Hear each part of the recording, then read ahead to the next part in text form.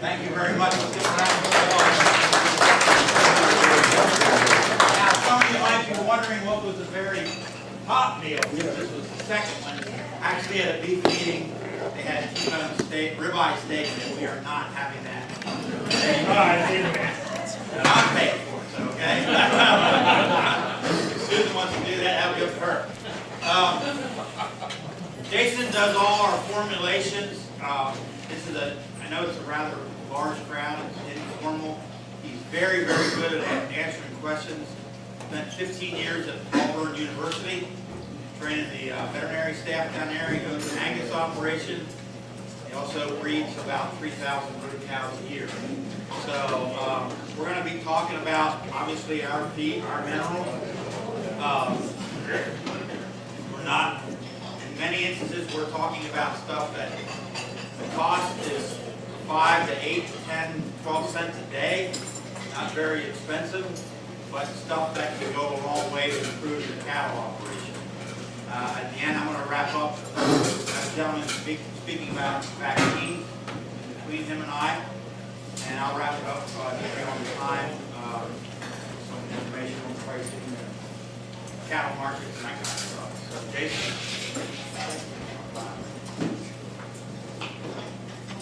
Well, thank y'all very much for giving me the opportunity. This is the second time in about 4 weeks that I've had the opportunity to come to Pennsylvania and Maryland area. And one of the great things I get to do is I get to travel all over and see how to do things right. To see how to do things wrong, I ask my wife. She gives me a long list of things I've done wrong. And so I'm from about an hour and a half south of here by plane. And you'll hear me say things like y'all. And just look over that for a little bit, and we'll get right on into this. This is not going to be real product heavy, guys, so this is more informational, why we do things and how our products work and different things like that. Please feel free to stop me if I say something that you don't understand or kind of question or something, you saw something in your farm. I'm happy to talk about that.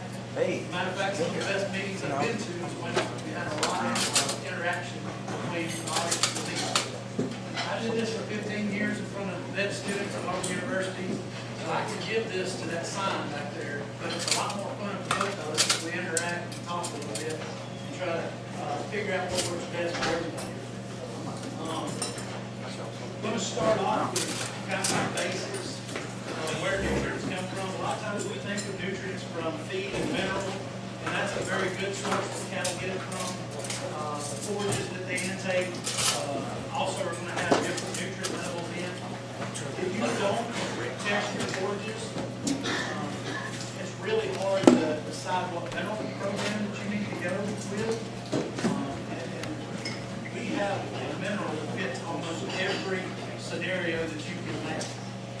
And if we don't have one, we have customs that we can build to fit your scenario. The other thing I would say is here this year, especially with all the rain that we've had, I know y'all had some rain. We got 6.5 inches Friday back home, so we're thankful for all the rain we got. We can't grow anything without it. See that okay? I'll turn it on and off. Right now, so. I'll turn it on and off. The water at a high level now, we're seeing some underground sulfur springs that haven't been a problem in 15 years. That sulfur's coming up to the top and interchanging with some surface water, and we're getting some issues that way as well. So be mindful if you see a change on your farm or your ranch, that it could very well be a water source as well. Turn it back Bob on. Carson was one of my mentors, and he said he's yet to figure out a way to put management in a bag and sell it. And so we're going to talk about a lot of things tonight, but the best nutritional program we got will not fix that. Okay? Protect to mount your cattle, make sure that they have the ability to get around. The gentleman that brought this cow in and said this cow's been losing weight for a couple of years and just couldn't figure it out. We got it. So, talk a little bit about minerals first, and then we'll move over into energy and protein. But mineral interactions, this wheel is very complex. There's a lot of different elements on the outside. And when you see arrows pointing to each other, that means they have antagonistic principles. So if I put more of this one in, that means less of this one can be absorbed. And so, as you can see, all these different interactions going on. Building a mineral program is more than putting dirt in a bag. And I hear that term a lot. I say, well, mineral's just dirt in a bag. Well, there's more to it than that. It not only matters what's in the bag, it matters how it's put in that bag and what order it's put in that bag, or you can have some chemical reactions in the bag to make it essentially useless. Phosphorus is used in every cell of the body as an energy source from adenine triphosphate. And so it, of course, is going to be the most reactive on the wheel.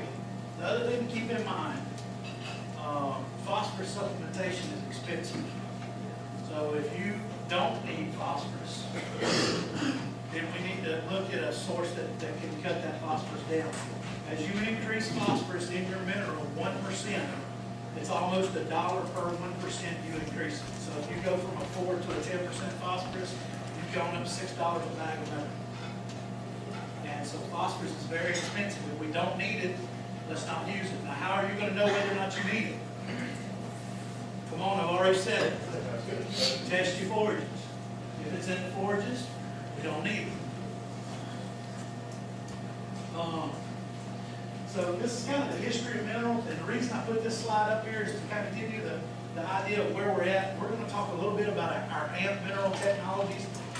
Some of those technologies are shared in our Mormons mineral line as well, and then a few of those are shared in our Master Game line. But AMP is going to have all of these technologies in it. But back about 300 years ago, essentially nitrogen, phosphoric acid, and potash were the things that we worried about in the soil. We knew that when we harvested the crop, we had to put something back in there, right? That was essentially all we knew. We didn't realize that it was more than just those three, but that was kind of the starting point. And then oxides came on the scene. And around the 20s or 30s, there's some debate on when we started using them as a supplement in cattle. I would say that Mormons was one of the first companies that created a mineral design for supplementation for beef cattle and dairy cows at that time as well. And so magnesium and iron oxide are the most commonly supplemented oxides. The problem with a lot of the oxides is the bioavailability varies. Not only from oxide to sulfate or oxide to hydroxy, but even magox, and I've got a slide in here to show it in a minute, even magnesium oxide from the same supplier has different bioavailability. So oxides are again, something we used with some technology that was cutting edge in the 50s, 60s, or I guess the 30s, 40s, and then sulfates come on the scene right after World War II. It was a byproduct of fracking natural gas. And so once we figured we could use sulfates as a byproduct, it cheapened up the ability to provide minerals to cattle. Moderate to good availability. They're hydrophilic, so they pull moisture in, and if they pull moisture in, then they disassociate the bag. And I'll show you in a minute why that may be problematic. But I want you to hear one thing that I'm saying right now. Sulfates and oxides are not bad. Okay? They are just what we had up until the last 15, 20 years. How many people have one of these? Everybody got one? Who still has the phone attached to the wall by a cord that has the rotary dial and has a party line that you share with 6 other people on your road? I remember those. So the technology's changed. Have we changed what we're trying to do? We're still trying to make a phone call, right? Sometimes you could argue that the old way might have worked better at times. Wish we did some pretty poor cell coverage most of the day-to-day. So the question is, though, the new technology out there, it provides some advantages. And we'll talk about some of those. Chelated or protonated mineral sources. I put redeveloped in the 1980s. The first thing I ever found in the literature was from 1763, I believe. A chemist in Germany had identified chelates, and so it really didn't come back or surface as cattle mineral until the mid-80s. But it's got a very high bioavailability. It's usually really expensive, and so you'll get a lot of companies out there that say, oh, I got a chelated mineral here, and it'll be a chelated copper, for instance, and then right before it says protonated copper, it says copper sulfate. And so if you have a chelated copper at the right levels, why do you need the copper sulfate? And the answer is because they're expensive, and they can't provide the minerals at the levels that you need, or that bag of mineral would be $200 a bag. It's just that simple. Now, the difference between the chelates and the other sections is that they are covalently bonded. And that bond is more tightly associated, so it does not disassociate in the rumen. And it usually breaks down past the rumen in the small intestines. It takes a low pH to break that covalent bond down. So the simple stomach or the diatomacum of the cow can break it down. Hydroxys, the newest technology on the market. It's a byproduct of the electrical industry. It's hydrophobic. One of the nice things about that is it doesn't accumulate water and cause chain reactions in the bag. Requires low pH, aids in nutrient targeting. We'll talk about that in a minute. And it's also covalently bonded. So what it does is it allows us to take some trace minerals and target where we want them in the small intestines and not disassociate the rumen. Macro minerals, that's the big ones, the ones we typically on the bag are in percentages of the bag. And typically high tolerances, you don't see very many toxicity cases with any of these. Maybe sodium would be the question, and I would probably argue that we see potassium toxicities, but we don't know that it's potassium toxicity. We call it magnesium deficiency, right? Grass tetany this time of year, but I'm going to show you in a minute why it's probably potassium toxicity and not magnesium deficiency. But so that's a little different twist on grass tetany. Work through phosphorus right quick to kind of show you that of how we calculate your needs. Availability of phosphorus in forages are 64%. Over-fortification does not improve animal performance. Short-term deficiencies can be dealt with through bone mobilization. That's the same for calcium and magnesium, and zinc to a smaller degree.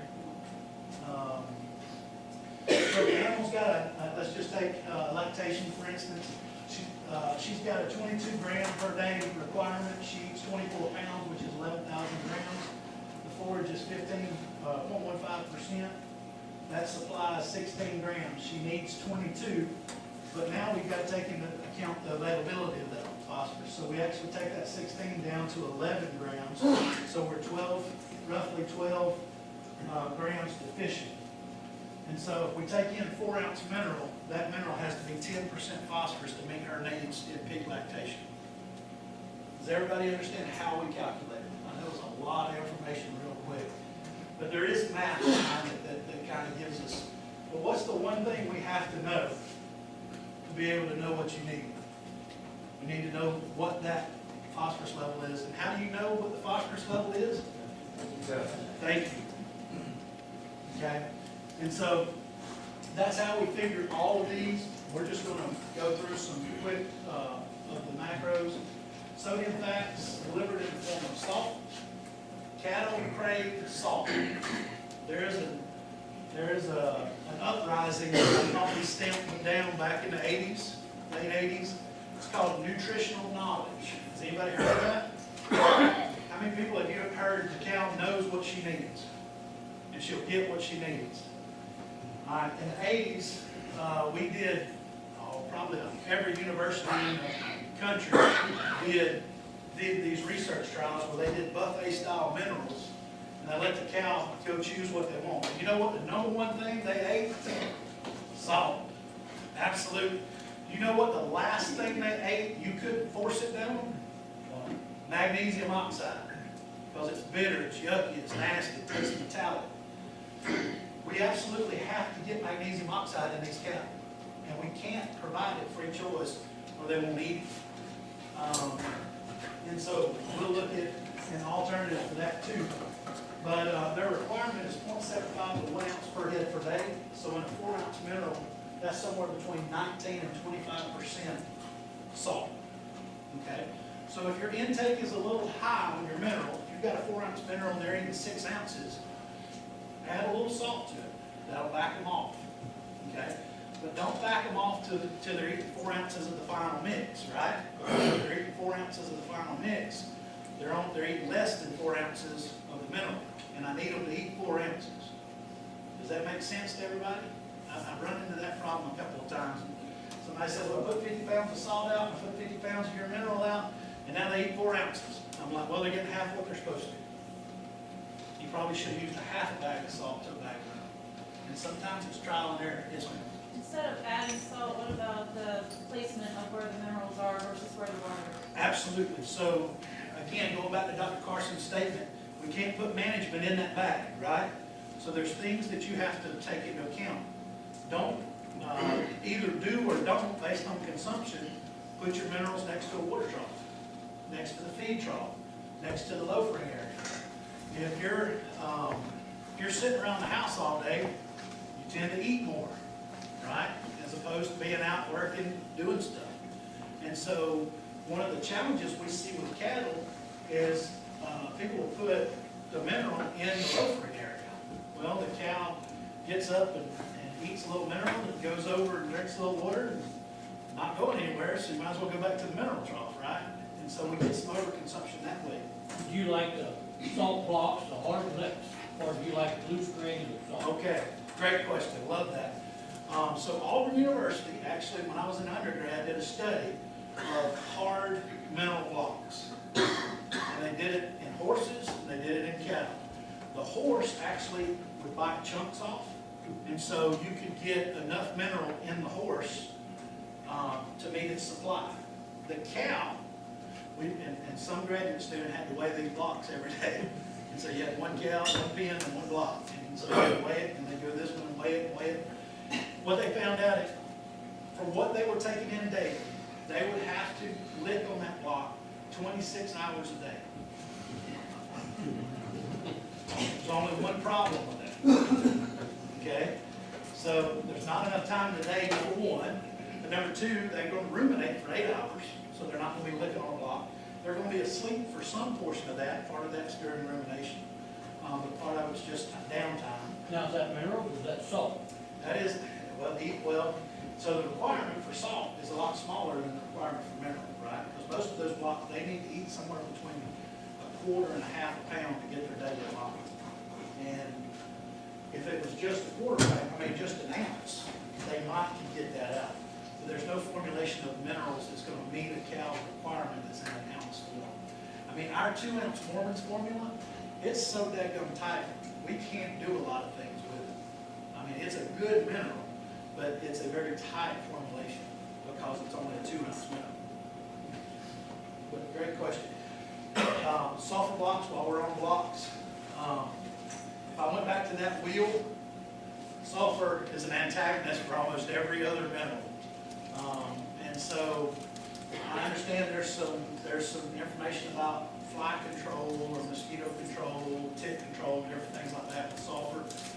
I would just caution you that if you're going to put sulfur out there, sulfur salt base, the cattle may tend to go to it than the minerals that you have out because the salt's easier access. And cattle tend not to mind the sulfur taste as much as they do the Mag Ox taste. So if you've got a Mag Ox mineral over here and a sulfur salt block here, they'll tend to migrate to that sulfur salt block. So be careful using sulfur blocks. You may actually be limiting the intake on your mineral. The other thing is, if you put white salt out and you put mineral out, you're defeating your purpose. Okay? Either blend them together to control consumption, or just do the mineral salt. because the only thing they crave is salt, and they will go to the salt, and they won't eat the mineral, and you'll say, man, I love that mineral, they don't eat it. And I'm like, why'd you buy it? If you don't want to eat it, I'll buy it. So that's how we encourage and regulate intake is with salt. Calcium, pretty much basic. Its availability is questionable in some forages, so there's always calcium required. But it's one that's fertilized in the bone, and we can need it. I get this question a lot. You know, what's the calcium phosphorus ratio of your mineral? And I'll say, what's the calcium phosphorus ratio of your diet? And they'll go, I don't know. And I said, well, I know what mine is. So how do you know what the calcium phosphorus ratio is of your forage? Thank you. And so I'm going to have y'all testing forages before we get done. But you asked me a question like I'm going to dictate with one quarter of a pound the other 35 pounds of feed that animal's going to eat that day. The bearing of my mineral, phosphorus to calcium ratio, is a very small portion of what that cow's going to eat in a day. And that ratio needs to be balanced over the total diet. Does that make sense to everybody? So we will use calcium phosphorus ratios to dictate what we need for you in your operation, but we got to know what you got already to start working with. Potassium, very highly available, and it's also well over the requirement for most growing grasses, corn silage, legumes. The requirement is 0.7, 0.8. Every one of those categories is well over that. Take-home message is 99% of the time potassium is adequate in the diet. So in our Ant mineral line, we do not add potassium. In our Mormon's mineral line, we do not add potassium. In our Master Gay line, we do not add potassium, with the exception of arrival mineral or high-stress cattle mineral. Okay, there are some stocker mineral that we do put potassium in because in stressful situations, they'll mobilize a lot of potassium, I think I said calcium, but potassium in the urine and excrete it. And if you don't have something there to back it up, if they're not eating the hay good enough or the forage source good enough, you can get some potassium deficiency. But as a general rule, 99% of the time, potassium is more than enough. And this is the problem. Magnesium, if you look, only one time on the high side of legumes do we even meet the requirement.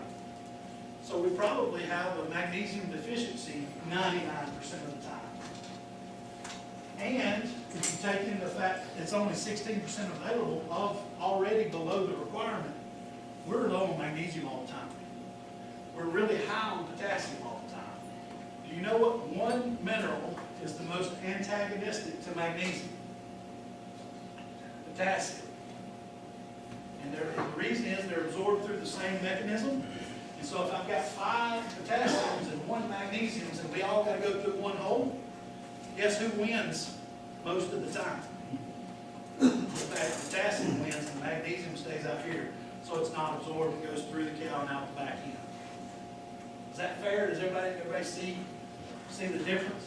So, yes, it is a magnesium deficiency, but I would argue that it's probably caused by potassium toxicity or an overabundance. So why would you put it in the middle?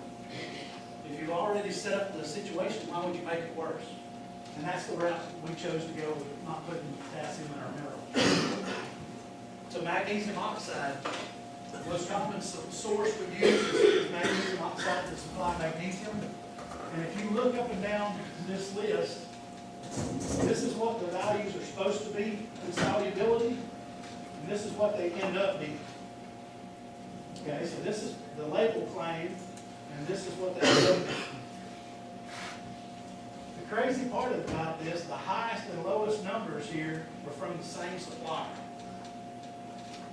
Okay, and so what happened here is they went and pulled 11 sources out of bags at different places and just tested. Some of our product is in this list too. So understand that mag oxide is across the board. It's very unreliable in solubility. So that's why sometimes if you're using a mag oxide high mag mineral, two problems happen. One, it's very bitter, the cattle back off of it, they tend not to want to eat as much, so they're not getting enough potassium. And it may be that it's a 17.1 solubility.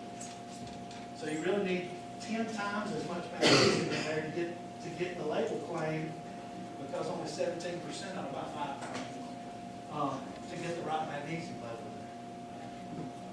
there.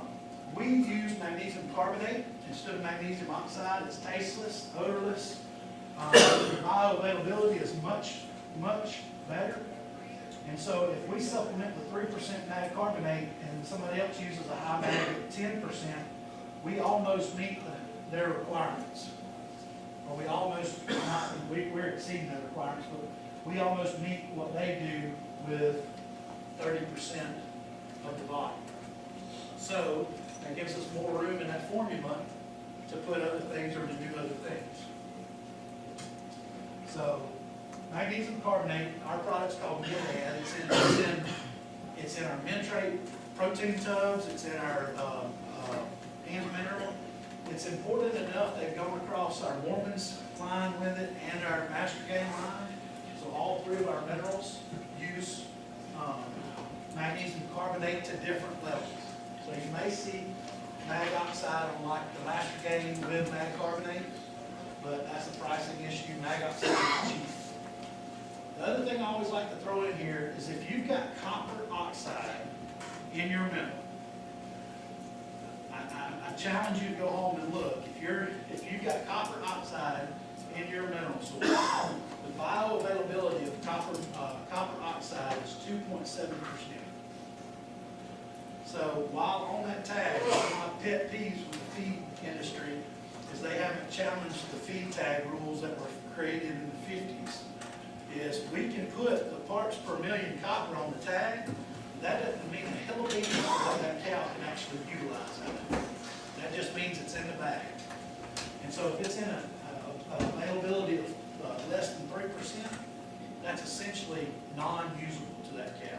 Everything she eats goes right on out the back. Trace minerals, a little different. I pulled a slide out here I probably should have left in here. Who knows the #1 use for copper sulfate in agriculture? What? Foot baths? Absolutely. Good job. I rarely get that one answered. So why do you use it in a foot bath? Kills bacteria, doesn't it? Well, shoot, let's put it in the rumen. Right? What does that cow eat every day? What does the cow eat every day that gives her nourishment? Bacteria, every day. The more bacteria we have, the more they can digest the grass, the more we can get volatile fatty acids for energy, and the more protein we can get from the bacteria. So why in the world would we put a product in there? Why would we put a copper or zinc oxide or sulfate that's hydrophilic that disassociates in the rumen and kills bacteria? Why would we do that? We did it for 50-something years, 55 years. Must be a reason, right? Because the benefit of supplementing the copper and the zinc outweighed the detriment we did to the bacterial population. We didn't kill enough of the bacteria to offset the advantage we got. So, along comes the hydroxy minerals. And the hydroxys stay together through the rumen and they don't kill bacteria, but we still get the benefit. So I'm getting the benefit of the copper and zinc at the cow's level, the small intestines, but I'm not killing off bacteria. So I've got more bacteria there to digest more fiber that provides more energy and more protein so that cow can produce more milk to produce a heavier weaned calf. That's how we increase weaning weights with just a mineral change. And it happens. I've got several trials and I'll show one here today. But the same thing, zinc, Zicam is an over-the-counter medicine for upper airway problems. And so it's zinc oxide. Same thing, kills bacteria, that's why we use it. The benefit outweighs the detriment. But if we can give the benefit without the detriment, that's what we want to do. And that's where the hydroxy minerals come into play. When you look at hydroxys on total VFA production, VFA is volatile fatty acids. That's the energy source that the bacteria produce that are absorbed to the cow. If you look at the control that didn't get anything, 30 parts per million and 9 parts per million zinc sulfate, they actually reduced production, what's that, 26%. So that's a pretty significant discharge. And then 30 and 90% of, and this is in Telebond zinc. Telebond's the name brand of the zinc and copper that we use in the ant mineral. This is such an important feature of minerals. ADM has decided to do IntelliCopper, so the copper version of this across all the mineral lines. So Mormons, Amps, and Master Gain now will have IntelliCopper or hydroxycopper as the copper source. It's that important to us. Now cobalt is kind of the counter to manganese, zinc, and copper. We want cobalt in the rumen because the bacteria in the rumen absolutely need cobalt. The cow has almost zero requirement for cobalt. And so we have a product called Comax that is extremely, and this is the other, so two things, check for copper oxide in your mineral and then throw it away. Or check for cobalt. If you don't have cobalt in your mineral, absolutely insist that you get cobalt. And I would prefer you use cobalt carbonate, which is our product. There's a cobalt, another cobalt source out there on the market. But when you look at supplementing cobalt versus not supplementing cobalt in cows, you had a 12 to 22% increase in digestibility. So that's almost, that's 25% more feed out of what you're feeding, roughly. Just because you're creating an environment that's got more bugs, that can digest more fiber, can provide more energy to the cow, she can provide more milk to the calf. And so this is the scenario that we typically use with sulfates and oxides. They dissipate and share equally through the rumen. And this is what we're trying to do with a targeted trace mineral program. We want the cobalt and a little bit of manganese, a little bit of zinc to stay in the rumen. We want the majority of the zinc, manganese, and copper to come out through the small intestines. And so that's called targeting a mineral application. And that's what you get with ant minerals. Other things to remember about the hydroxys, mixing order matters because what we put in the bag of mineral will react with each other, but the hydroxys are very, very stable molecule. It takes a low pH to actually disassociate that covalent bond. And if you look right here, the control and the IntelliBond, this is a vitamin E levels. How many people have vitamin E and vitamin A in your minerals?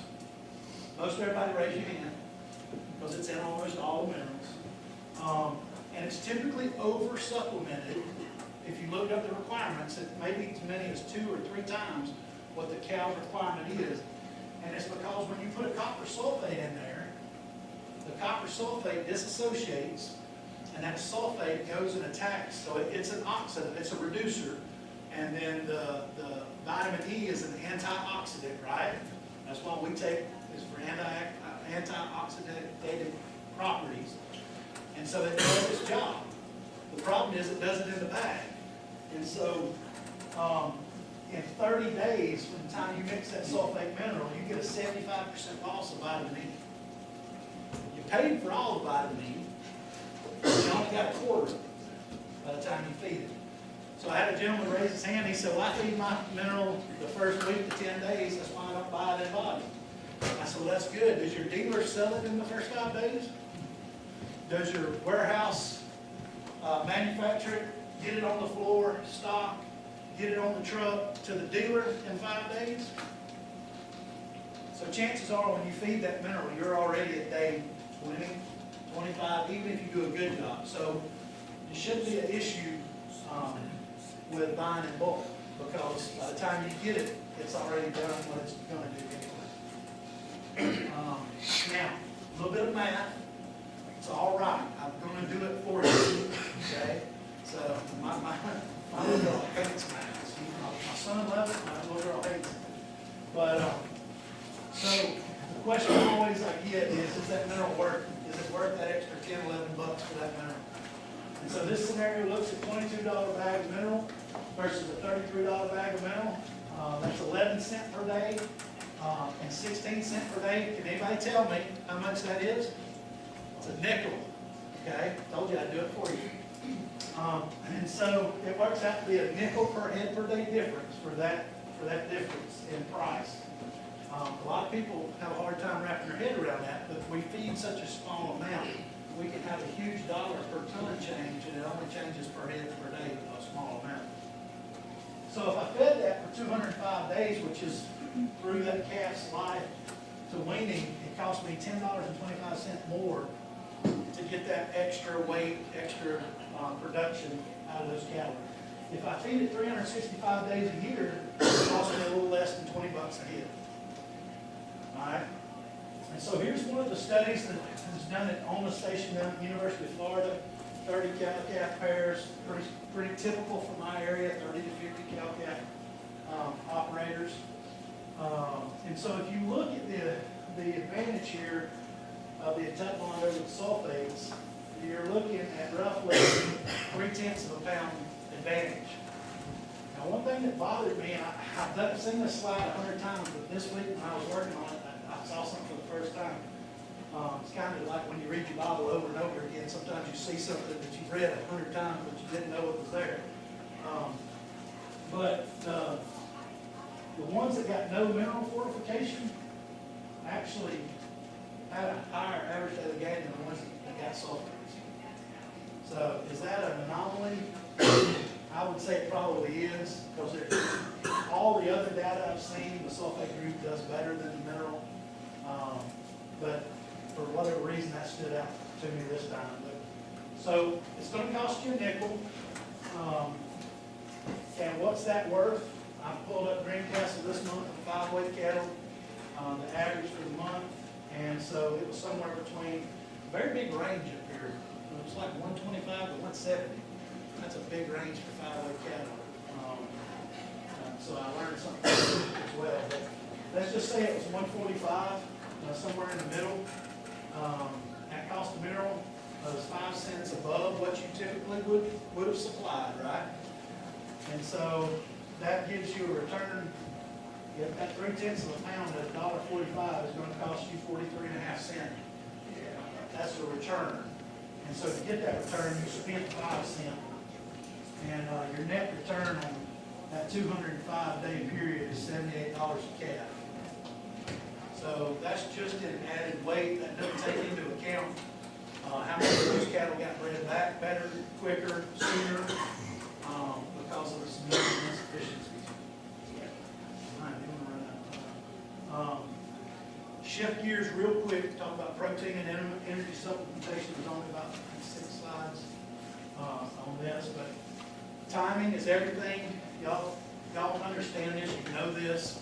I just don't think we pay attention to it sometimes. One of my mentors made a good statement. He said the worst thing that ever happened to hay production in the United States was 24-hour weather check.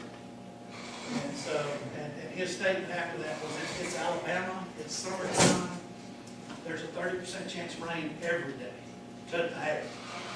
And so that's what he said. So, and actually there's been several studies, if you cut the hay and it gets rained on, that is actually less detrimental to the hay than waiting a week later to cut it from a quality standpoint. So take that for what it's worth. Changes, all these changes you see as you move to the right. Once that plant goes reproductive, the quality of that plant goes way down. So daily energy requirements, if you look at the calving season for a 12-month year, the energy, she's energy deficient from usually right before calving till about 4 or 5 months into it. So that's roughly a 6-month window that she needs some energy. And that's if you supplement with a TDN 55% or better, which is pretty doggone good, 55% TDN. Corn solids is going to be much better than that, usually in the 61, 62 range. And so that would move this on up a little bit, but 55, I see a 55 a lot in the samples that we submit. And so if you look at that same timeline with a 10% crude protein intake, we're only deficient at 10% for about 2 months. So who here thinks I need to add energy, and who here thinks I need to add protein to this cow's diet? It's 50-50, guys. Somebody flip a coin. Energy. Okay, it makes perfect sense, right? So when I was a grad student, this is a TCA energy cycle, and so we were working through all this and everything, and when I started learning about why would we supplement protein if we're always energy deficient, it made no sense to me until I did this one day, and I said, all these amino acids right here go into this cycle somewhere to be used as energy. But it's very expensive to do that from an energy standpoint. It's a lot of protein to be converted into energy. So that made me go, well, why in the world would we supplement protein? And it comes down to this: the microbes of the rumen have to be balanced to maximize efficiency and maximize production. And so we need to make sure that if you take the TDN and divide it by the crude protein of your forage analysis, how you're going to go test, and you're getting quicker. All right? So once you test it, you take those two numbers, divide them, and where it falls on this scale, 8 is perfect, 8 or less really is ideal.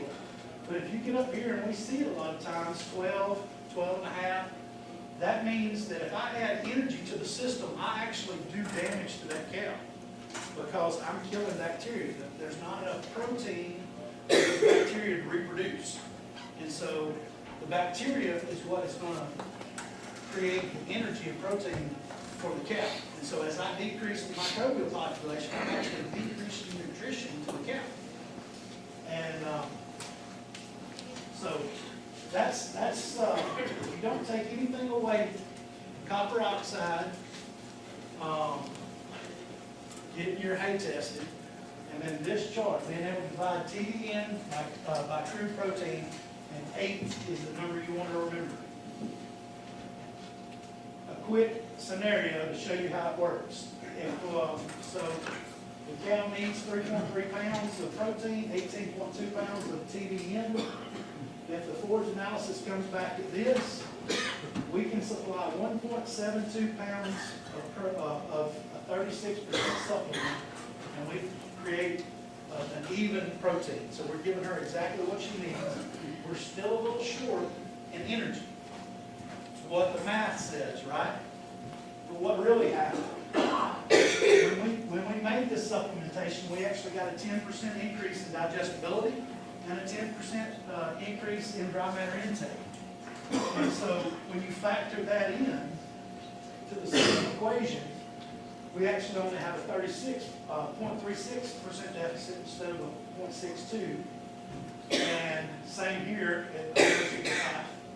And then we were able to supplement 1 pound to create that same negative or net zero balance for protein, and we got even closer on the energy side of things.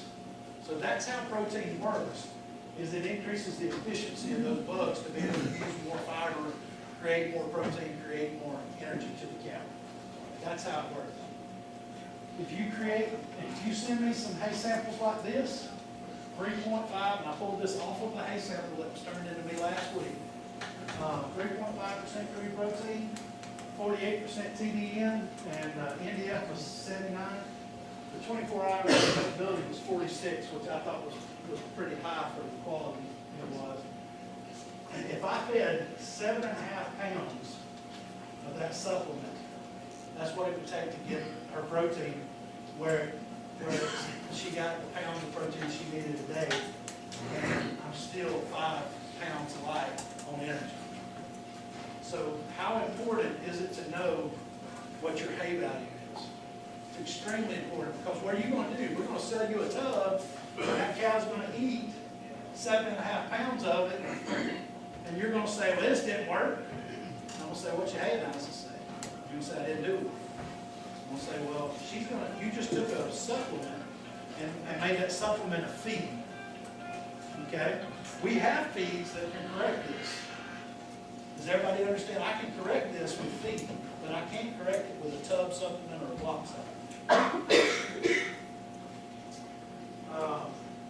Energy requirements go up when it's cold, everybody knows that. And one thing I would show you that a poor body condition 4 or less requires almost 3 times more energy to maintain a status quo where she's not losing weight at a 30-degree wind chill difference. Something else, and I think this is the last slide for this, but heat stress in my part of the world is a big deal. The reason it's a big deal is because the intake is suppressed.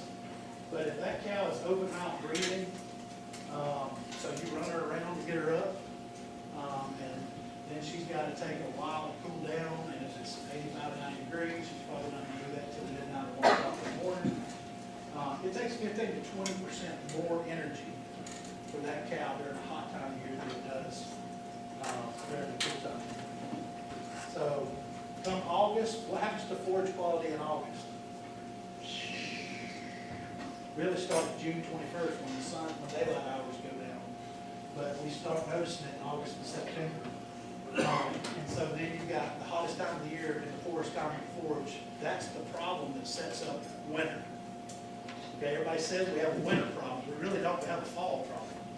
And people don't pay attention in the fall to see that decline in their cattle body condition. So these are just some other trials. These are some lines that we can supplement both energy. Optimizer is more of an energy type supplement. It's going to be a less than 20. I'll put it on the next slide. So typically the optimizers are less than 30%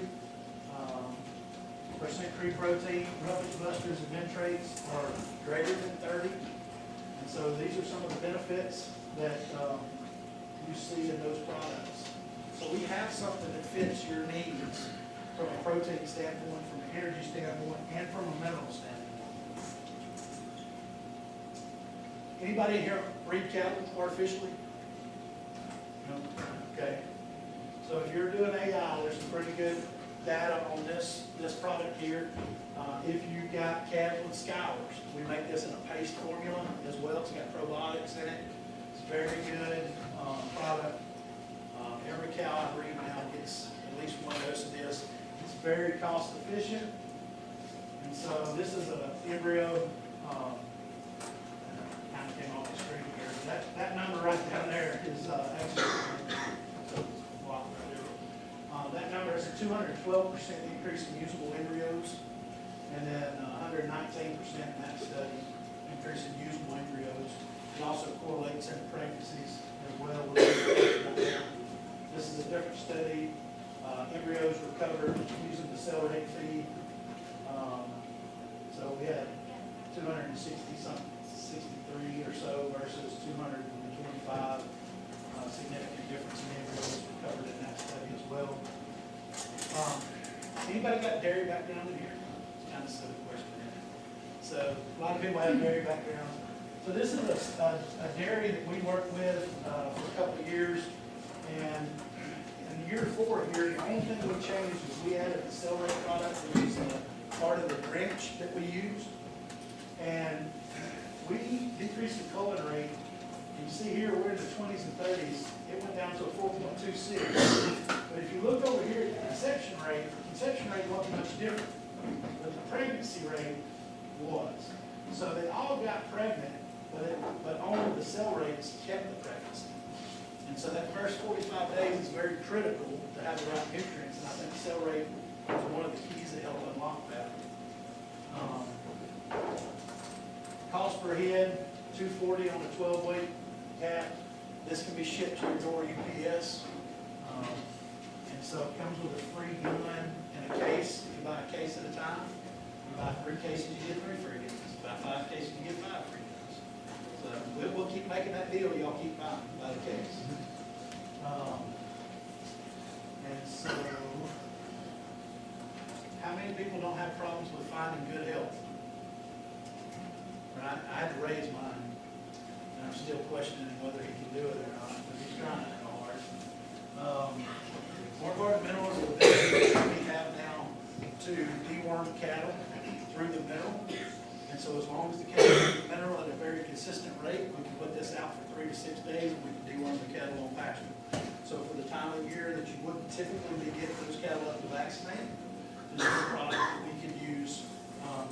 It's a very safe product. It's the main safeguard. And so they do a very good job and they back this product up as well. Is it a one-time dose? It is a one-time 3 to 6 day dose. So hopefully over 3 to 6 days, they're gonna be back at the mineral trough to eat. You don't have to repeat. So Mark's recommendation is to use 3 dewormings a year. And so one right now at spring green, one 6.5 weeks later, and then a different class of implementing in the fall of the year. That's the recommendation from Mark. Now, whether you want to deworm cattle 3 times a year, that's up to you. But that's their recommendation for that product. Fenbendazole is the active ingredient. And so that's the $5 a cow. So that's a very effective way to deworm cattle, not have to get them up, not have to. In my part of the world, they might, just because they have 30 cows does not necessarily equate that they have a facility that can actually work with them in. And so this has been a really, really good product for us in the South. One pail will do about 44 1,200-pound cows. So it makes that 30 to 50 head operated with one pail. This is pretty impressive too. If you do a pre-treatment fecal sample, send it in, they'll test it for you. 14 days later after treatment, they will test another fecal sample, and if there's not a 90% reduction in fecal egg count, they'll re-deworm your cattle for free. That's a pretty significant, that's somebody that's standing behind their product. And so I had a question or two about the equality, but I think I'm over on time. So does anybody have any questions or want to know anything about the equality assurance? I'm over. I gotta get to my last slide though. All right, everything is important, but it's not always what it seems, right? So I had a student who graduated, moved to Montana, and first 6 weeks he was there, he said, hey, I got a nutrition problem. He called me, and he said, we're putting feed in the creek feeders, it's disappearing, but the calves aren't gaining. What's the problem? We went through all the normal channels trying to figure out what the problem was. He called me 2 weeks later, sent me a text, and said, I figured out what the problem was. That's grizzly bears. So if you want to kill your feed efficiency, put 4 grown male grizzly bears at a feed trough, and they will eat that entire feeder in 2 days. So put them away? They can. Very well. Absolutely. So everything's important. All the details are important. 10 shots, 50 crops. More shot. Well, that depends on the time of the year. Because if I said yes, it might be illegal. There is a bear season. Thank you for your attention. Any questions? We don't have any more questions. Thank you, Jason. Yes, ma'am. And we're gonna have Bob set up a while. And so Bob, some of you may have met him at our store before, but he's our rep with the company that we use, their initials BI. They do a number of animal health products, and he has some very good information typically to share with us that help you understand the dollars and cents of if you're gonna go with any of the products. You know, you can do the math on it, see if it makes sense for you. I also wanted to mention we have some booking forms. People like to know sometimes how they can have some savings. So we do have 2 different booking forms that we handed out to you. One is with Snyder specific minerals and the other one is ADM product. So take a look at the booking forms. There are 2 different time frames as far as when the booking forms are available. So if you're interested in something in there, just pay attention to the time frame because they are different. Another way that you can save is we passed out some coupons. If you didn't get a coupon, please ask us for one. And those are good for the people that have attended the meeting tonight. So you are welcome to use your coupon compliments of Snyder's and ADM. And then we do a sale flyer every month. So that's another way. If you take a look at our sale flyer, and actually the vaccines that we get through Bob, like Triangle, That's available on sale till the end of April, so you still have a little bit of a window there to get that on sale. And we publish any of our other sales on there as well as our website and our Facebook. So that's a way you keep up to speed with any other programs that we have on the go.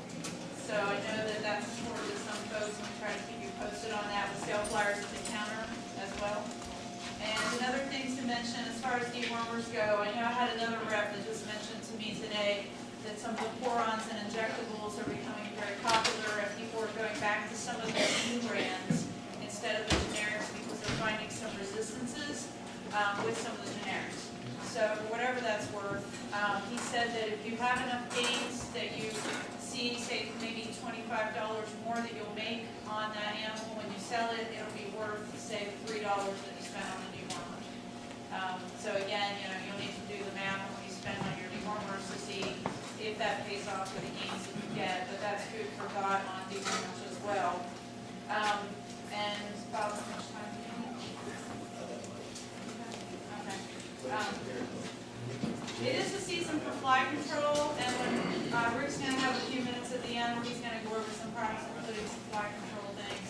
So keep in mind that we have a number of ways to address fly problems.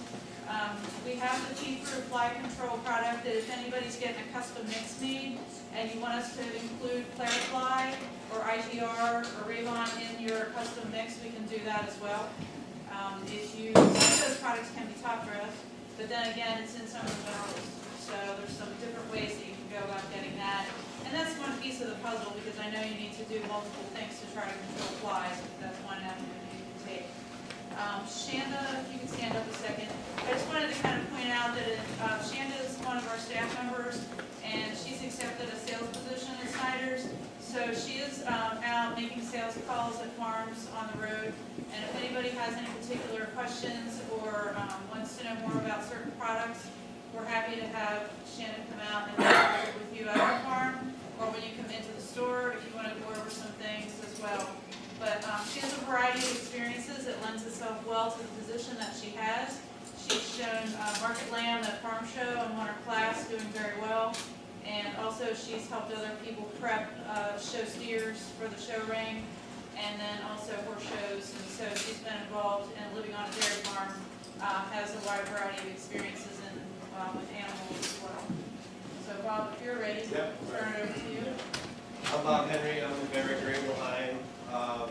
Barry Gringelheim is a family-owned company. They've been in the health business for the human side since 1890, and started in the animal health business in 1992, and with a few acquisitions, we're now the second largest animal health company in the world and the largest privately owned. So I got a quick little video here that kind of talks about cattle and where Behringer's focus is on cattle. In many ways, they're like your children. Vulnerable, dependent. So many hopes and dreams revolve around them. Their future is directly tied to you and yours to them. When you're in the cattle business, no matter how much of the business, it still starts with cattle. It's a basic notion that sits at the core of how we approach things at Behringer Gringelheim. Just like producers and veterinarians, we understand we put the cattle first. It just naturally leads to doing the right things. If you want to do well in this business, you start with your right. At BI, we understand the bottom line is there for a reason. We put cattle above it.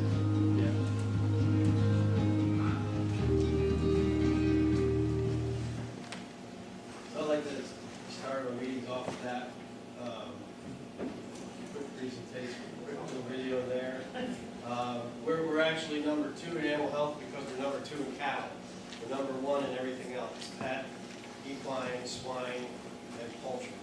So it's good news for me because hopefully it looks like we're trying to invest some money in the cattle part of things, and soon we'll be on there.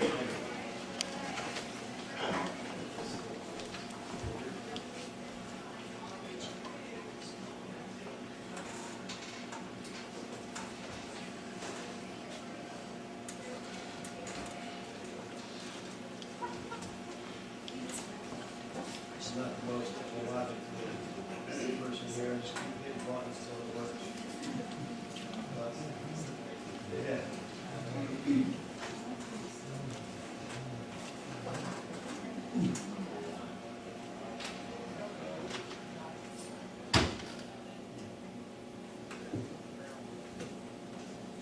Try to have it so there we go.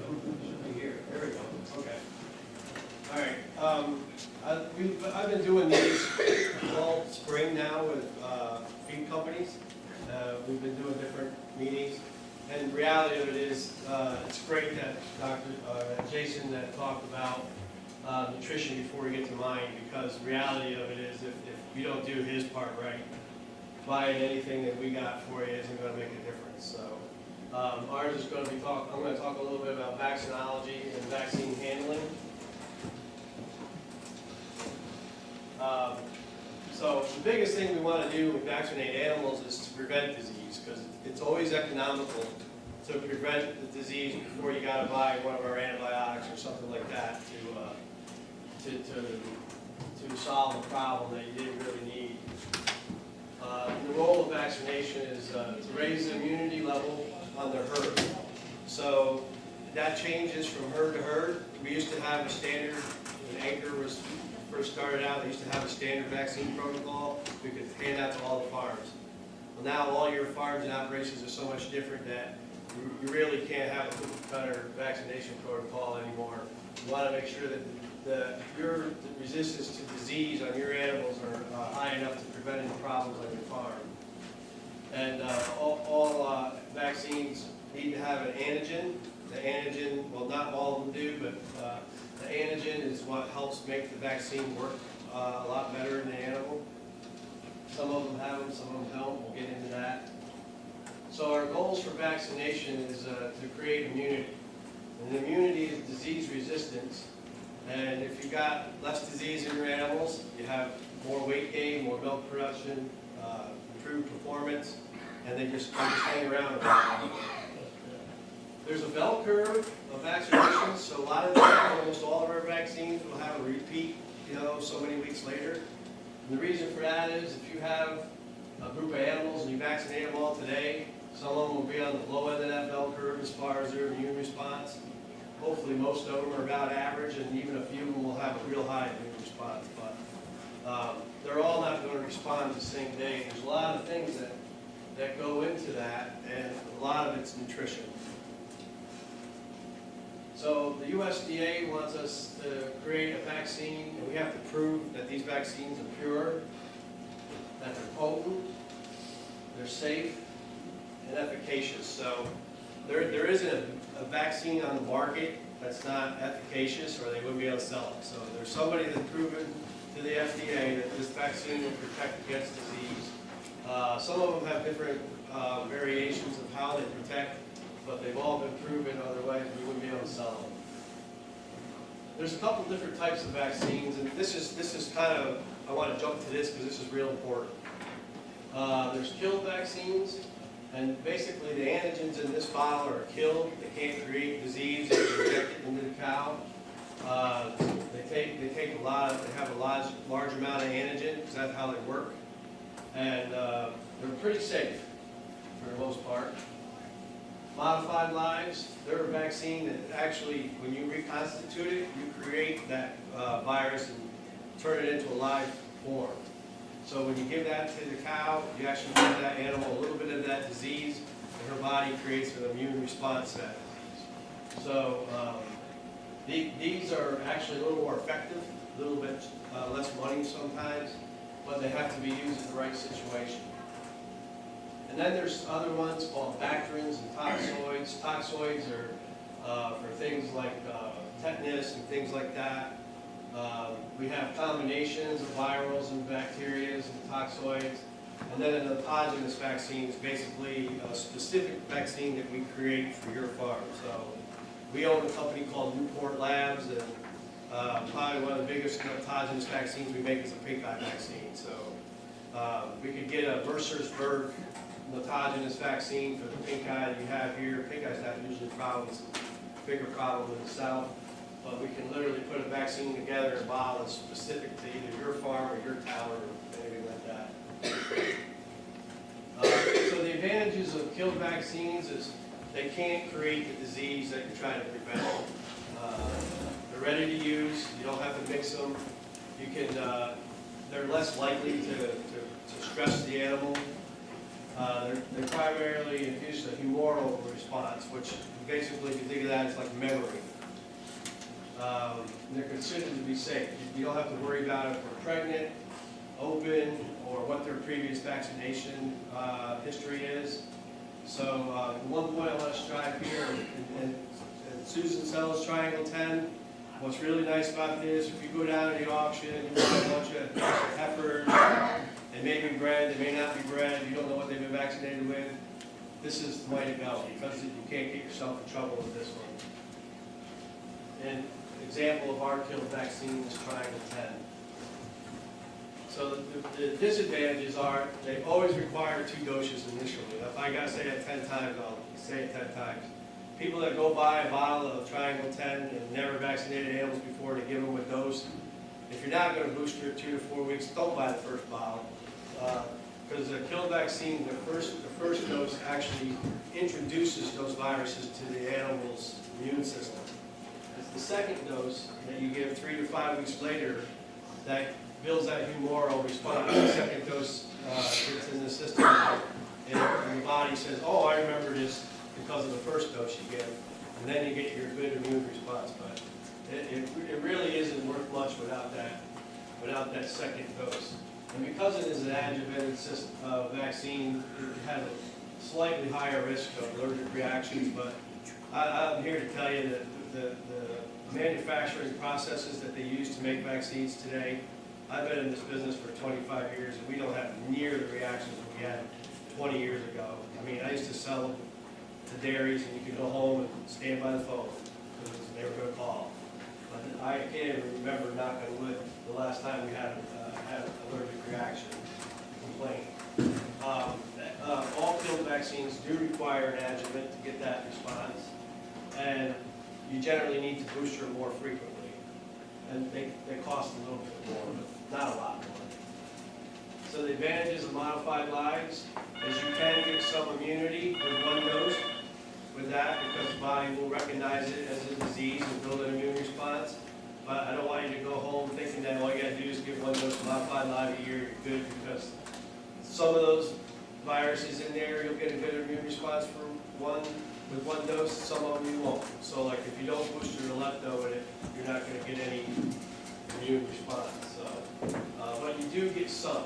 So it's better than just 1 dose of a killed vaccine. More rapid protection, so the immunity starts to build within a half an hour sometimes when you use them. They last a little bit longer. There are less reactions because they don't usually have an adjuvant, so the modified lives usually don't have an adjuvant. But here's the important thing, once you mix that up, you gotta use it within like an hour or 2. So because they don't have an adjuvant, they don't have anything in there to prevent bacteria from growing in the bottle. So once you mix that up, that bacteria can start growing. And I had a fellow one time that bought some modified live vaccines in the fall, used it, had a little bit left over, sat in his refrigerator all winter, injected 5 cows with what he had left in the spring, killed 3 of them. Basically what he did is injected them with toxins, you know. So, and they give both a humoral and a cell-mediated immunity. So cell-mediated immunity carries with these animals for quite some time, and you constantly build on it. Disadvantages, they can, so if you have an animal, especially this happens more often than not. Say you got a group of calves that are already sick. If you give them a shot of modified live, probably gonna make them sicker. If you give them a shot of killed, you might not see that. So if you read the label on any vaccine bottle, it says administered to healthy cattle only. If you get a bunch of sick animals and you run down to Snyder's to vaccinate them, it's like, you know, closing the door after the horse is already out of the barn, you know. So, and you can actually make it worse. If you start going through and injecting animals that are already stressed and that cow tries to build an immune response, and she's already not feeling good, it's just a double whammy on her system. They have potential for contaminants if you have them hanging around too long. They can be immunosuppressive, what we just talked about, and they have to be handled right and mixed together right. So how do you mix a modified live vaccine? Not like this, just roll it back and forth. So if you shake it, you know, like you're trying to blow up a can of soda, you could ruin the vaccine, so just roll it back and forth till it's dissolved in the bottle. The disadvantages, you don't want to mix up any more than you can use in an hour.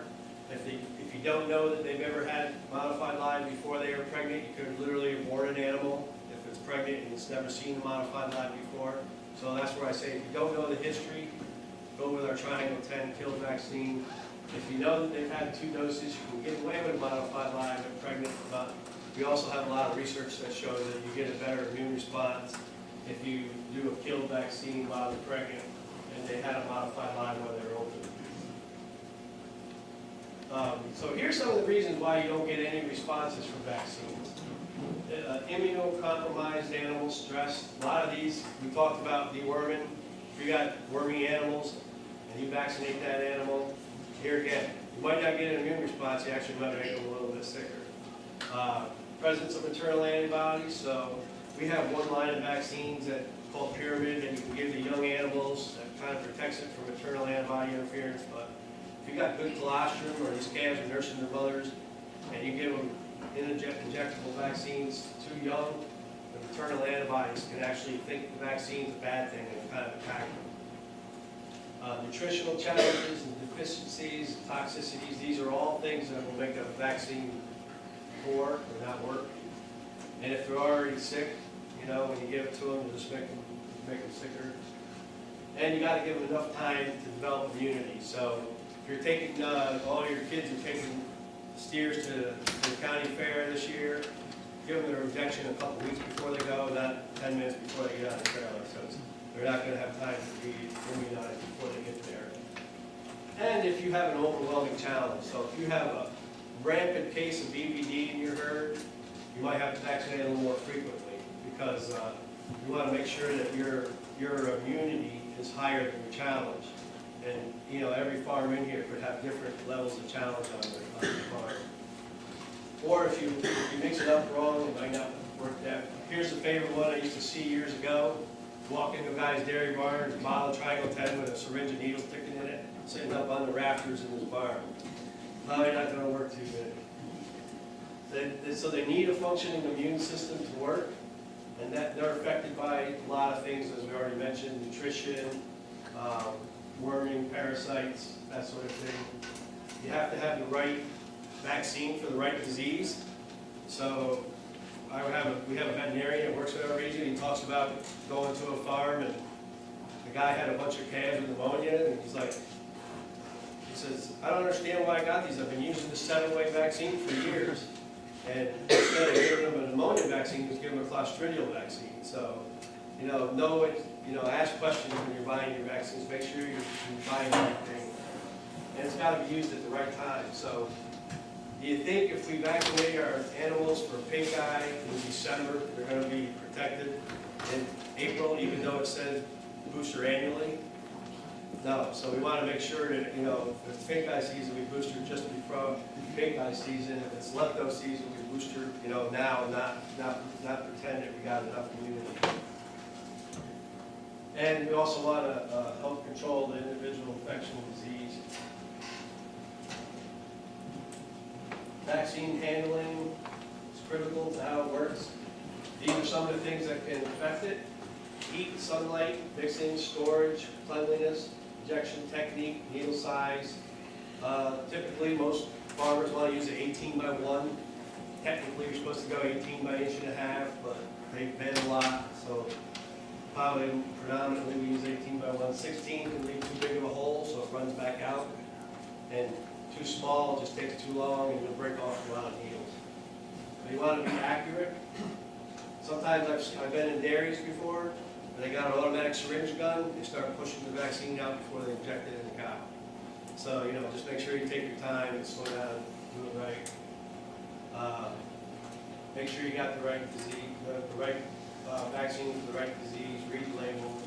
Here's a good one, when you're cleaning these syringe guns and stuff, never use soap or chlorine, just warm water, because some of the chemicals in the soap and stuff can affect the vaccines and make them inactive, so. And it, like, it's just part of the preventative portion of the cow. The less chances they get sick. No vaccine's 100%. Everybody's reading in the paper now, all these people getting measles all of a sudden. So, you know, if one person was vaccinated for measles in this room right now, and the rest of them weren't, and all had measles, even the vaccinated person would probably get measles. So it's herd immunity is what we're after, and that's why it's so important, you know, that, you know, even if one of your animals didn't get a good immune response, by vaccinating the rest of them, you're decreasing the exposure of that one that didn't get the good immune response to get it, so. And that's all of that presentation. I do want to show one quick thing. This is a presentation from one of our veterinarians. We talked a little bit about muddy, rainy weather before, and one of the problems you can get with that is Clostridial disease. And so we got a real top-notch vet here that I wanted to show you about blackleg.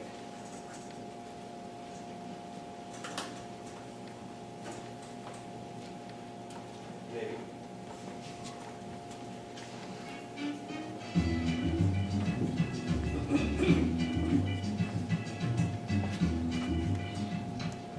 Hey, it's Bovine Boyd with the Cattle Calling Show, where we talk all things cattle. Color, you're on the air, go for Boyd. Ah, boy, what's blackleg? Should I be concerned about it? That is a wonderful question. Bad weather stirs up the soil and spores of the disease are released, which your animals ingest, and they typically die within 24 hours, which gives a whole new meaning to the phrase, eat dirt. The good news is there are things you can do to prevent blackleg before it starts. Well, like what? Well, talk to your veterinarian or your Beringer Ingelheim rep about preventative measures and getting a reliable vaccine for your operation. I'm not a doctor. I'm just a public access calling show.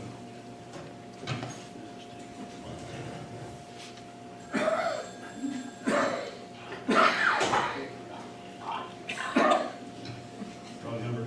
This is not how So, any questions on vaccines? I went through that pretty quick, but I'll be around a little bit if anybody has any questions. Yeah. Some people say it's not necessarily really worried about vaccinating, you got to throw the herd, not buy cattle, bring cattle in. You're farmer in Franklin County, you don't have to register. Just drive around, there's cattle everywhere here, right? So, Air travel through the air. travels through the air, you got cattle dealers coming, feed dealers coming. This is probably about as unclosed a herd if you have a cow in Franklin County. And, you know, I think Franklin County, Pennsylvania is one of the top 10 counties for cattle concentrations in the country. And Lancaster are the two biggest ones in Pennsylvania. So, yeah, there's no such thing as really as a closed herd. And even those closed herd things, people like to say that. Yeah, okay, maybe you get away with a closed herd if you have below average production, below average genetics. You know, we got away with that. Cows were more than 150 pounds. We're getting the kind of daily gains you are on these animals today. So honestly, I just think it's a false sense of security. I think you got the closed herd, especially for that cow. Yeah, you use bull or, yeah.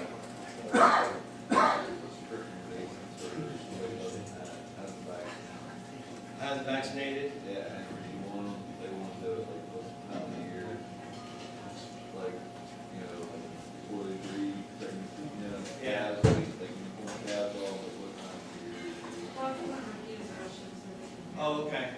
He asked what time of year should you vaccinate? Somebody hasn't vaccinated before, what's a good time of year to vaccinate?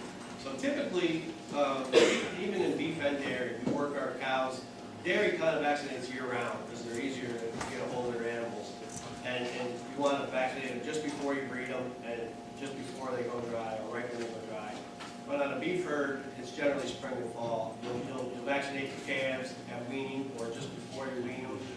And then we have a product called Pyramid 5 Tree Spawns. It's real popular for beef animals because it does have that adjuvant in it that protects it from maternal antibodies, so it doesn't need a booster. But guys will do that when they're like working them off, weaning them off. Then they'll use it again, before they truck them. That actually has, that's one of those combo vaccines. So it has a viral and bacterial pneumonia. Pyramid, yeah, I can do a brochure on it. But typically, if you've never vaccinated before, you don't know the history, Triangle 10 is a pretty safe one. Susan can sell that, and she can sell any of these in the store. But make sure that you booster it the first time. So 3 to 5 weeks in between. Yeah, and actually, that's pretty. We used to say 2 to 5 weeks, but now we're finding out that it's better to wait a little bit longer. That you can actually give it too soon and not get as good an immune response. The other thing I want to mention, you got a lot of bulls, so you wouldn't need to worry about blood dough so much. You want to, that's for breeding, heifers mostly. But, so you got Triangle 5 or Pyramid 5 or any one of those that don't have enough for steers and bulls. But if you've got animals you want to breed, lepto in the spring is real important. That's why you have guys do spring and fall vaccinations. So you think about taking care of the breeding part of it in spring, taking care of the pneumonia part of it in the fall, and start running into a bunch of weather changes. Some people get away with once a year, but not very often anymore. You're saying do twice, and then a year after that regularly? I would work with spring and fall. You can get away with what, you just tell me after eating dinner, you're trucking animals all over. I would do twice a year. Yeah. Yeah, I mean, so the risks are different. I mean, you talked about closed herd, so that's definitely a lower risk than what he's got, where he's trucking animals all over the place. But, you still need to be vaccinated. In yours, they have to be vaccinated at a different level than closed herd. Well, thank you, Bob. And if people have more questions, he's here afterwards. Also, if you think of questions later, let us know because we can always give Bob a call for you or we can email him and get information for you if you have further questions. So that's no problem. He's a great resource for us. And another great resource I wanted to mention to you, there's a lot of literature available to us. So for those of you who like to do your own research and read up on things on your own, we have a whole table full of product literature back there. Please feel free to take everything that you want. There's extra booking forms back there as well. So help yourselves to that. And another thing that I wanted to mention is that something that I take for granted that everybody knows, so maybe because so many years in the business, but I think something worth mentioning is that whenever Mr. Evanson was talking about balancing rations and checking the quality of your forages and things like that, we have nutritionists that we work with that can talk to you, free consultation, help you with balancing things. So you can make a choice that's best for your farm, for your animals, your situation. They can come out and talk to you on site or they can do phone calls with you. But that way you get either the feed mix that you need, the minerals you need, whatever your program is. And so we have available Rick Rupert, who's up here now. Dave and Chad, could you guys stand up in the back of the room? So we have Chad Hamilton and Dave Remsburg also, who are both very familiar with beef cattle as well. So these are a variety of resources that are available to all of you, and you're welcome to contact us for their information or to help us facilitate setting something up for you. And so Rick Rupert has been with ADM. 41 years. And so that is You're going to walk the table. something that's pretty cool in this industry is to have somebody that's been with the same company and focusing on that job that they do for all those years, because that is definitely a valuable resource for all of us. And also a valuable resource for myself in that I've learned a lot. He has taught me that you want to do business with people that have integrity. And so, there's a lot of people in this room that, can appreciate that. So I'd like to let Billy do his presentation, and also I was going to ask you sort of a nice little surprise. Billy, if you have time, you want to get your gear and bring it in. So after the meeting, then we have one of our customers is going to share with us something he does that's a real specialty with his beef animals. Okay, the burning question, hopefully all of you have leaving here tonight is, am I gonna make any money in 2019? In cattle. Got that last. If you take cattle futures, look at them, I started kind of in August. They're averaging over through April 2020, about 122. Feeder cattle running around 159 over that time period. That's about a $360 income over feed cost number that we're looking at. So are you going to make any money in 2019? Well, we got this thing called yardage fees, okay? In this area, I kind of plug it in at about $80. Some areas they do more than that. Of course, feedlots, they could pump it up even higher. Does anybody know how feedlot cattle got started? Where they got started and why? Anybody know history? It started down in his area to feed products of the cotton gin industry.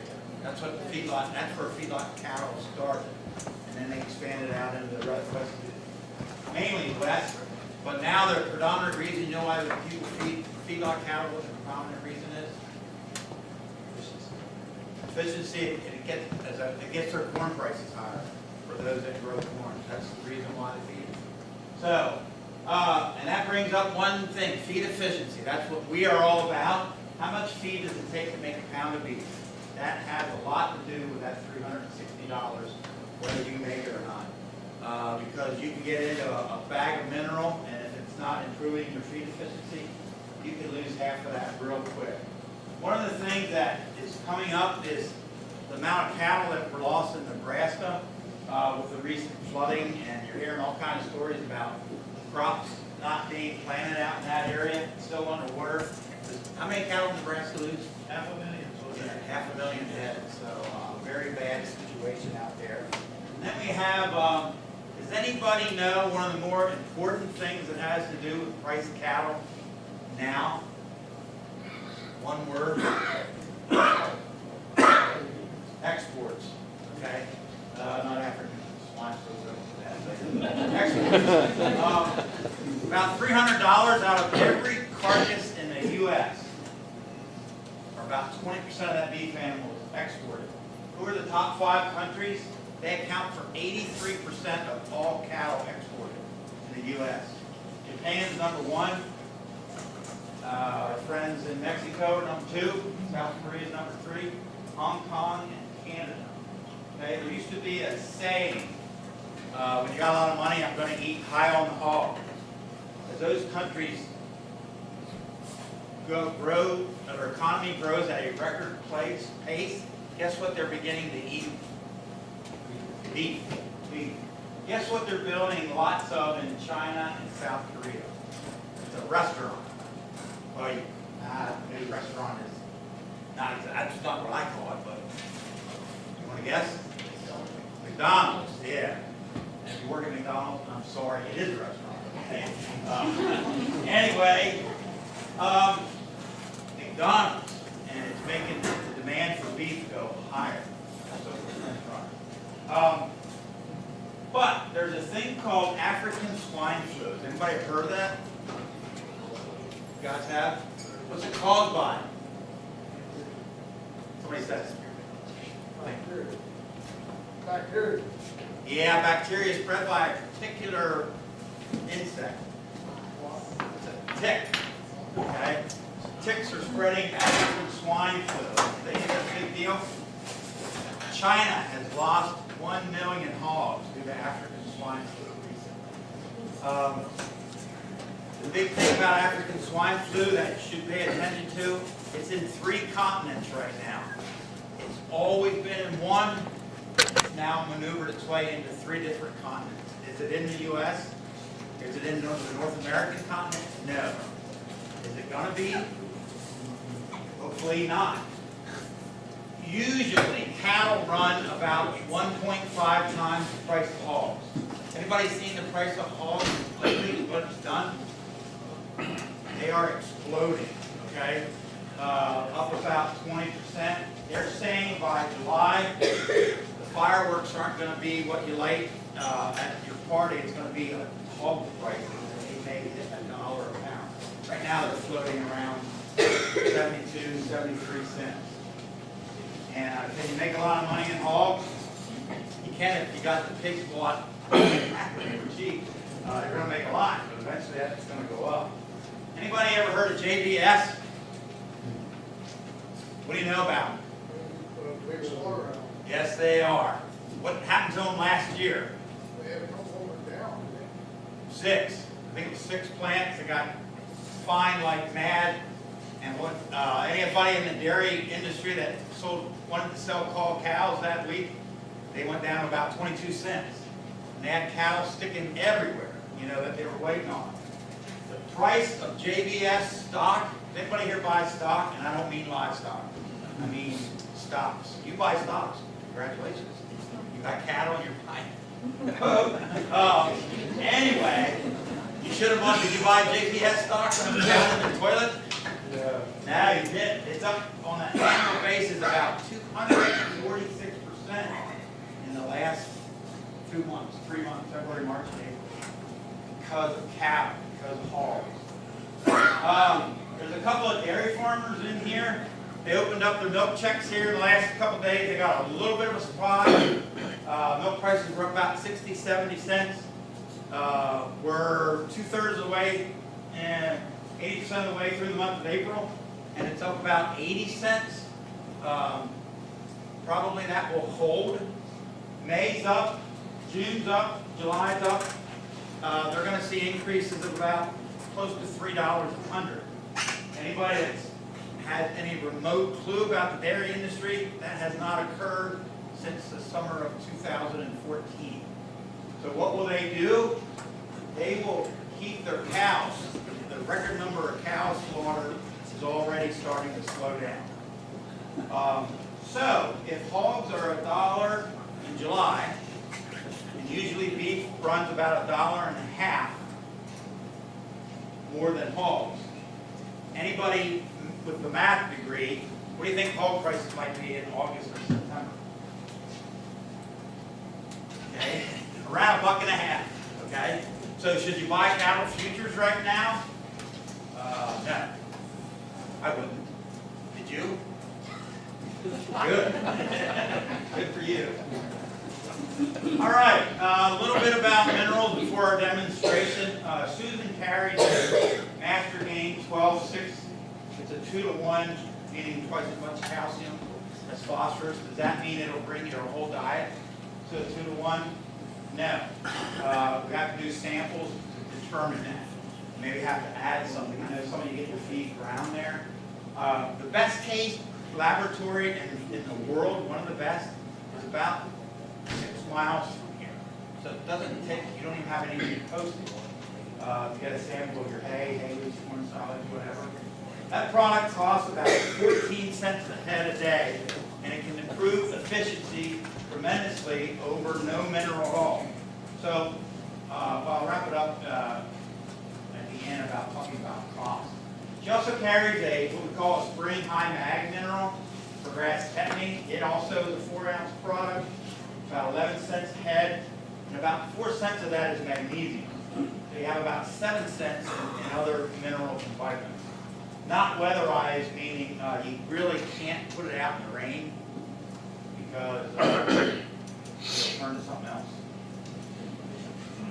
Okay. Just take this off. We have a line of minerals called AMP that Jason was referencing. He already covered all this, except I want to mention it is weatherized, meaning that particular product can take rain. Yes, it runs a little bit more per head per day for that weatherization, but Susan discussed fly control. We can put it in a 4-ounce, and we even make 2-ounce products where you can get fly control down to about a penny a day. Okay, that's not very expensive. They're talking about a bad fly problem this year. I don't know, but if you get it started now, you have a lot of control. Getting started earlier in April or May is better, usually. If you get the feed ground, we have a lot of options for fly control. We can go Clarifly, we can go Raybon. Some people like switching them back and forth. All those products are extremely safe. Actually, some of it is used in the human industry. We don't have fescue around here much. We also have a product called Endofighter. The Amp line is our #1 line, and we can put all kinds of stuff in there for not a lot of cost per head per day. Okay, a long time ago, one of the founders of our company had two daughters. One had blonde hair, and the other one had brunette. So he named the blocks that. So we have a blonde block available for non-confinement cattle, and it's a very inexpensive way to get rumensin into animals. It also is also a way to get protein into them when pasture goes down. You can't buy a tub with rumensin. That may change by the end of this year. But for right now, this is a very economical way to get a coccidiostat in a block. And right now, Susan's running a promotion. You buy 2, get 1 free. That's a pretty good deal in this product. But again, it's when your pasture or hay starts going downhill if you have forage issues. And again, only about 2 cents for rumensin, which is very, very inexpensive. The last couple things is tubs. She has 2 tubs. One's just a mineral tub. Consumption's about almost 4 ounces a day, about 9 cents. It too is buy 2, get 1 free. So that brings the cost down to 6 cents. Ladies and gentlemen, that's a very inexpensive way of getting minerals to break down your forages to make your animals more efficient. We also have a 24/5, which is a lower protein, higher energy type tub. Again, used when your forages start to go. Jason mentioned Morguard Mineral, and I just see a typo there, so I'll skip that. It's not $2.80 a day, it's $3.80 a day. But he was saying under $5. It's about $4 a day. Very, very economical way of feeding a wormer, and a very precise way. Okay, everything we've talked about tonight is to try to improve your efficiency. Susan is big on trying to help customers out, so are we, or we wouldn't have it year after year after year. We're a very, very old mineral company, selling mineral in almost all the states, and we see ranges from 9 pounds of feed efficiency down to 5.5.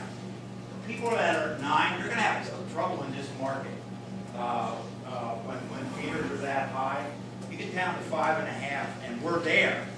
You can make money in just about any market on the beef side that's out there. Last thing is amino gain, and again, we'll talk about that individually. That is a very precise way of feeding the animals. You don't have to feed any vitamins or minerals normally with it, unless you're cutting it maybe with roasted beans or corn distillers or wet distillers out of Clearfield.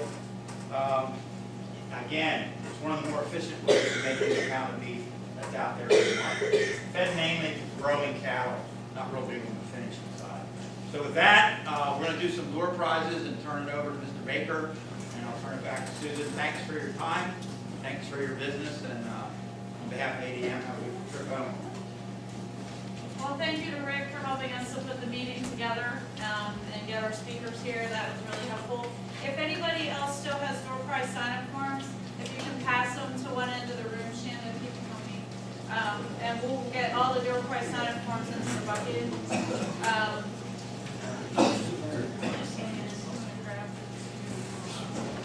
Oh, Rick, what are your door prizes?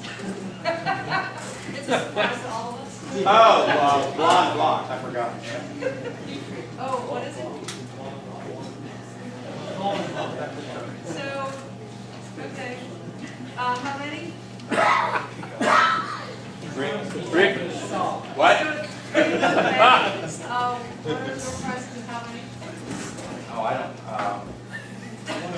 Yeah. You can tell me I'll play. Do 6 or 8. Keep growing till he hollers stop. And we do have 2 gift cards to start delivering, I know we got that. That was $3. And then, while we're getting ready to do that, I thought I'd mention, we didn't pass these cards around to everybody, but they are on the table back there. For those of you who are interested in tubs or blocks, this is an awesome deal for May and June, where if you buy 2, mix or match, or at least cost one, it's a free one. So it's a buy 2, get 1 free mix and match program. And that's good during May and June. And Shanda, if you can bring the door prize thing up here, we'll pull some names out and stir them up. And then once we pulled out the door prizes, we do want to have, like I mentioned, we have a customer that does something very unique. Okay, ma'am. So for the cow tubs that Mr. Rupert's given away, Seth Hart, you've got one. And I guess just come on into the store. We'll save your names separately, but come on into the store and let us know that you were a prize winner for the block. And Claire Huebner, Claire won a block. Joy Timmons. So Joy Timmons got a block as well. And Kenneth Young. Kenneth, you got a block.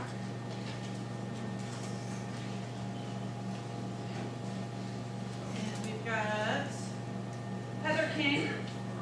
So Heather's got a block, and I believe we have one more to pull out. So this, and Charlene Young. So Charlene's getting a block. And then we have 2 Snyder's gift cards, so we'll go after those. Travis Kling. Travis gets 1 of the gift cards. And, oh, Billy Baker. How appropriate. Billy, if you come on up. And then he has printed out a few pictures. If you guys want to pass them around, that's fine. But I wish he would have called the name of his company Billy Baker's Fucking Bulls, but he calls it Terrible Cattle Company. And so he does raise bulls. I thought this was very unique, and of all the people that we do business with, I figured our main customers would be very interested in knowing a little bit more about what he specializes in, and that he specifically is raising bulls for bucking, for rodeos, and he's shipping them all over the place, as far away as like Oklahoma, places like that, where they actually do judge them based on their bucking abilities. And so, just thought that was something that was pretty interesting and unique. And like I said, I thought if anybody appreciates that, we can pass it down. Gives you an idea of what they're doing. And if you want to start explaining to everybody about your equipment. I think, I think people think that flank rope goes around the bulls. It doesn't. If you look at the pictures there, I showed, flank ropes about as big as your belt. And this goes right around this basic bull kick. Basically, you take a working stick and you touch a cow around his flank, and that's how he kicks. You're creating that natural instinct. But basically, this is the flank rope that we use. I'm going to show you how we hook it up and practice it. Get it trained up with the yearlings. When I wean them and pull up, this here's basically this is only simulates a rider. So take this.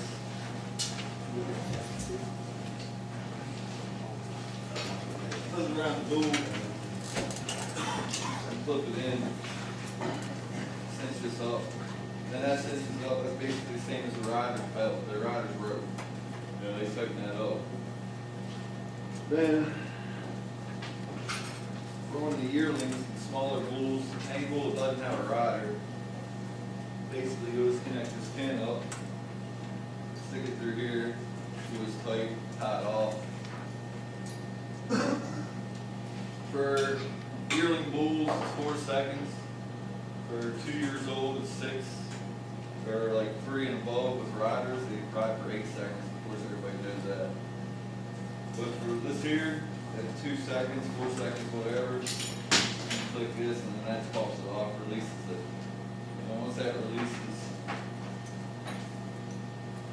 that'll pull that pin. And then this flank will fall off. That stops the bucking of the bull.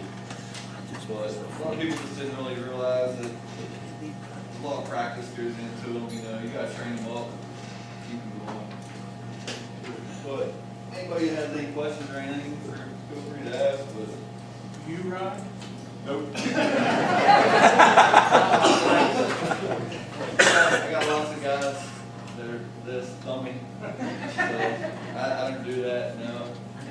6'3" doesn't really work real well. Like you get a 5'8" guy, you know, 5'2" guy, you're good. But basically all this is that most of your cars have it. If you have a car that has an automatic trunk latch, that's all this is.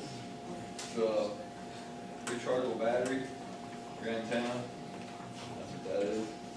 And then this is just like your key fob for your car. So basically, as soon as I hit this, it pops out, same thing. So this is something neat, still beef cow, so if they don't buck, you get a burger. There is a different aspect to it, it's a lot of fun, it's something interesting. We used to race Black Angus up until, you know, we just sell some parts to the farm and stuff for that, and I got back into it and figured I wanted to do a little bit something different rather than just raise beef, because you gotta rely on the market. You know, if you get a good bull, doesn't matter what the market is, somebody wants them, so. There's some money in it, but there's also a lot of cost. I feed the amino gain a lot, like with my bulls, I called a nutritionist from them, and they mixed up a feed that I wanted, so fit me. And basically, He said he's been getting compliments on how. yeah, like if I take a bull to a show, the people, like, my bulls look good, they're treated good. What breed are you using? There's really not anything that bucks. So basically, you got Longhorn, you got Texas, like Charolais, Brahma. It's just a mix of everything, really. In the bucking bull industry, there's really not breeding per like Black Angus. You're not breeding breeding, you're just breeding the buck. So you got a bull that, like, anybody watch PBR in here? So, radio. But there's a bull right now. He won the world champion 3 years in a row. But we bought one of his sons last year, so he's breeding our cattle right now. So basically, you buy the best genetics you can, put in there, and put on the best cows. And, yeah, your odds are really, you know, you still gotta find a diamond in the rough. But can't do it. Everybody's heard of Bodacious, probably the bull, he's passed away now. That was a Charolais bull. He came out of a feedlot in Oklahoma. Some guy drove by, he bucked bulls. He said, I want to try this bull. He ended up to be one of the famous bulls. Not the famous, but one of the famous. So it doesn't matter what you are. They're either going to buck or they're not. So. So I just thought that'd be interesting for everybody. If you have any more questions for any of our speakers, please feel free to hang around and ask questions and talk to them. And I wanted to thank everybody for coming. Thank you for your business. Have a good night.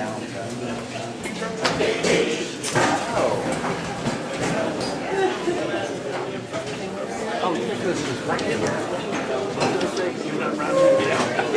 Yeah, no, I didn't know that.